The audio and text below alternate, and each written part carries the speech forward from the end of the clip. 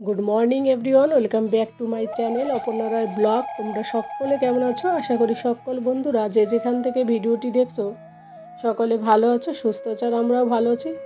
আর দেখো ঘুম থেকে উঠেই ব্রাশ শুরু করে দিয়েছি, আর এতদিন ধরে 11টা-12টায় ঘুম থেকে উঠেছি। আর এখন ছেলের স্কুল খোলার কথা ছিল, কিন্তু প্রচুর ঠান্ডার জন্য ক্লাসটা ওদের অনলাইনে করে দিয়েছে। তো ক্লাসটা তবে 8টা থেকে করেছে, তো 7:30টার আগেই উঠতে হয়েছে, ওকে ব্রাশ করাতে হবে। এবার নিজে একটু ফ্রেশ হয়ে নিলাম, তারপর বড় অফিসে গেল। আর বাবু দেখো অনলাইনে ক্লাস করছে। আর অ্যাকচুয়ালি কি এতটা ঠান্ডা পড়েছে বাচ্চাদের, আমাদের ঘর তো স্কুলের কাছে, যারা অনেক দূর থেকে আসে না, তাদের খুবই অসুবিধা হবে।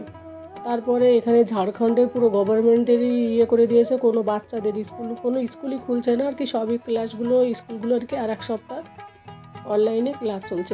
গত বছরও তাই করেছিল। তো গত বছর প্রায় 10-12 দিন ছিল অনলাইন ক্লাস, তারপর সকাল 10টা থেকে 4টে অবধি আর কি ক্লাস ছিল, এরকম টাইপের। তো এই বছরও হয়তো তাই হবে। তো যাই হোক, তারপরে ক্লাস শেষ হয়ে যাওয়ার পর তো ফ্রিজে সেই কবে মলের থেকে কুমড়ো এনেছি, তোমরা দেখেছিলে হয়তো, 2টো কুমড়ো। তো একটা কুমড়ো রেখেছিলাম, আর একটা তো খাওয়া হয়ে গেছে। তো শরীরটা বেশি ভালো না, তো বরকে বলে দিয়ে গেছিলাম, সকালবেলায় বলেছিলাম যে একটু ম্যাগি কিনে দিয়ে যাও, কারণ কি ছেলেটাকে তাহলে চট জলদি খাওয়াবো। কারণ কি ও তো ক্লাস করবে সেই 10টা অবধি, ওর কাছেই আমার বসে থাকতে হবে। তো না থাকলে আবার অনেক কিছু হয়তো বাচ্চা অনলাইনের ব্যাপার, তো কিছু লিখে পাঠায় ম্যাম, সেটা আবার বের করে ওকে লেখাতে হয়, এইসব আর কি। তো ওর জন্য আমি আর টাইম পাবো না, পরে ওর খিদে পেয়ে যাবে। ওই কারণে দেখো আমি 3টে ম্যাগি বানিয়ে নিচ্ছি। আমিও ভেবেছি বাবুর সঙ্গে আজকে ম্যাগি বানিয়ে খেয়ে নেবো। তো বাবু ম্যাগির মধ্যে কোনো মটর সবজি কোনো কিছু পছন্দ করে না, ওকে এইভাবেই সিম্পলভাবেই আমি ম্যাগি বানিয়ে দিই, আর ও এটাই খায়। তো আমি ভাবলাম তাহলে ওর সঙ্গে আজকে আমিও একটু ম্যাগি খেয়ে নিই। আমারও মোটামুটি সেরকম ভালো লাগে না, তবে আমার পাস্তাটা খেতে ভালো লাগে। তো যাই হোক, তো ছেলের আমি দুজনে মিলে সকালে ব্রেকফাস্টটা ম্যাগি দিয়েই শুরু করলাম। আর হাজব্যান্ড আর এখান থেকে খাইনি, ও বলছে আমি অফিসে গিয়ে কিছু খেয়ে নেবো। তো এই দেখো ম্যাগি রান্না করে আমি আর ও খেয়ে নিচ্ছি। আর ও তো বাচ্চা তো ম্যাগি পেলে খুব ভালোবাসে আর কি। সব বাচ্চারাই ম্যাগি খেতে এতটা ভালোবাসে যে ওদের আর কিছুই লাগে না, ম্যাগি পেলে অনেক খুশি হয়। তো যাই হোক, তারপর ম্যাগিটা গরমে ঠান্ডার দিন তো একটু গরম গরম খেতেও বেশ ভালো লাগে। তো আমি বাবুকে বলছিলাম আমিও তোর সঙ্গে আজকে বাচ্চা হয়ে গেলাম।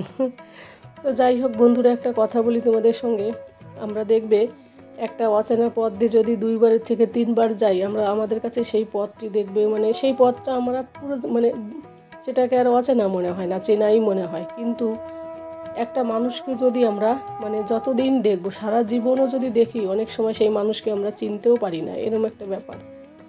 তো বাইরে থাকি, অনেক প্রকারের মানুষ দেখি, তাই কথাটা তোমাদের সঙ্গে বললাম। মাঝে মাঝে ভালো লাগে না কারোর সঙ্গে সেইভাবে কথা বলতে, কিন্তু কত প্রকার মানুষ যে দেখছি, এখান থেকে ওখান থেকে কত জায়গায় যে ঘুরে বেড়াচ্ছি বরের সঙ্গে সঙ্গে। বর তো অফিসে থাকে, আর মেয়েরা ঘরে থাকে, এদিক ওদিক সবার সঙ্গে গল্প আড্ডা করে, বর তো অফিসে নিজের কাজে থাকে। তো যাই হোক, এত জায়গায় ঘুরে বেড়ায়, এত রকমের মানুষ দেখছি, আর আমার ভালো লাগে না। মাঝে মাঝে মনে হয় দূর, এর থেকে আমার গুজরাটি ভালো ছিল।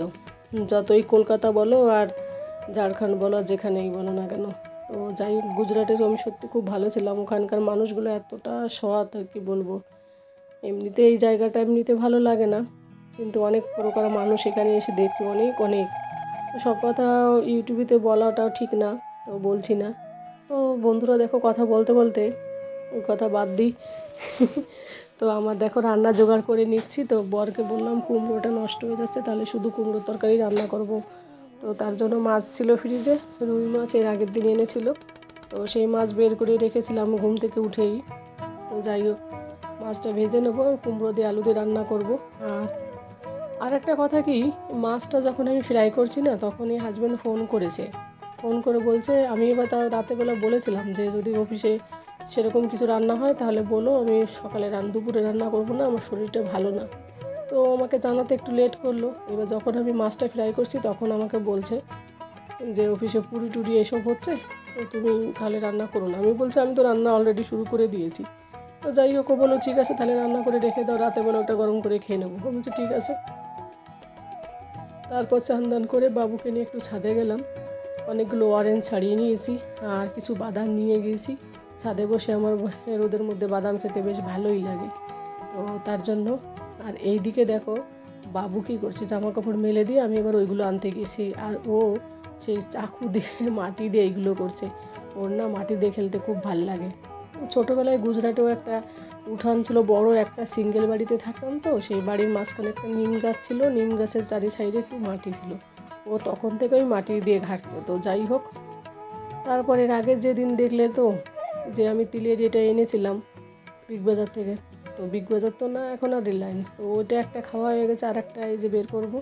এতটা গুঁড়ো গুঁড়ো কী বলবো, তিলের এই খাজিগুলো আর কি খুব খারাপ লাগছিল আর কি। তিলকুট বলে, খাজি না তিলকুট বলে। এখানে শীতের সময় এদের এখানে তিলকুটের মেলা বেশি, প্রত্যেকটা বাজারে তিলকুটের মানে এতটা দোকান আসে কি বলবো।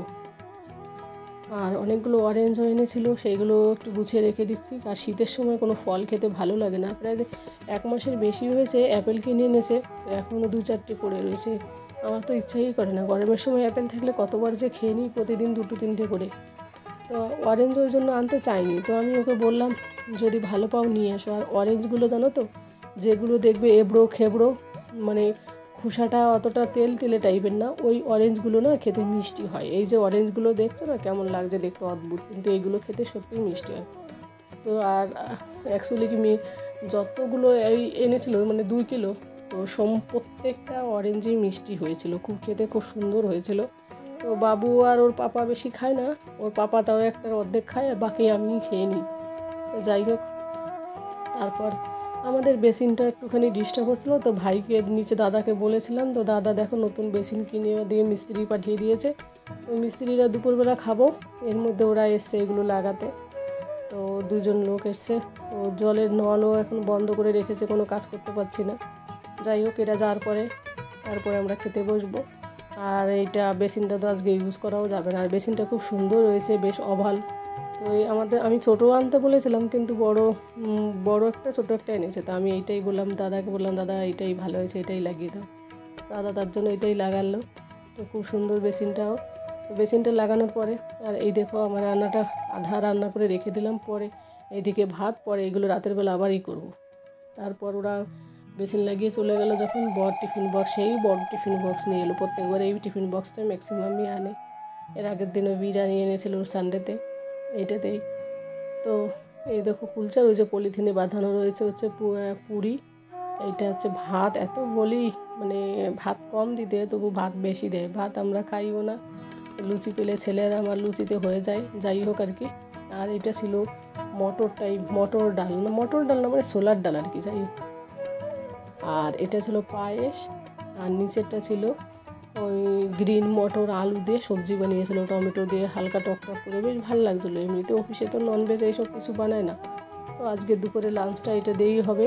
খেতে ভালোই লাগছিলো, একটু হালকা ঝালঝালও ছিল।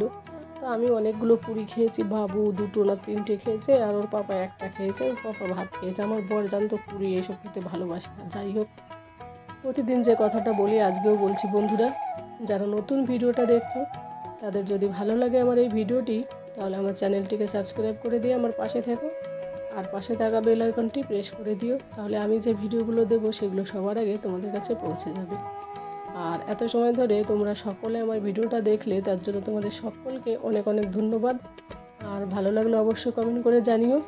আর রাতের বেলা বরকে বললাম একটু বাইরের খাবার খেতে ইচ্ছে করছে, তো টিফিনে দেখো ছেলের জন্য ওর ছেলে আর বর দুজনে এগ চাউমিন খাচ্ছিলো, আর আমি এগ রোল খাচ্ছিলাম। তো এটা দেখেই ভিডিওটা এখানে শেষ করব। তোমরা সকলে ভালো থাকো, সুস্থ থাকো, সাবধানে থাকো, ঠান্ডাটাও প্রচুর পড়েছে। তো নেক্সট ভিডিওতে দেখা হবে। Good night, tata, by.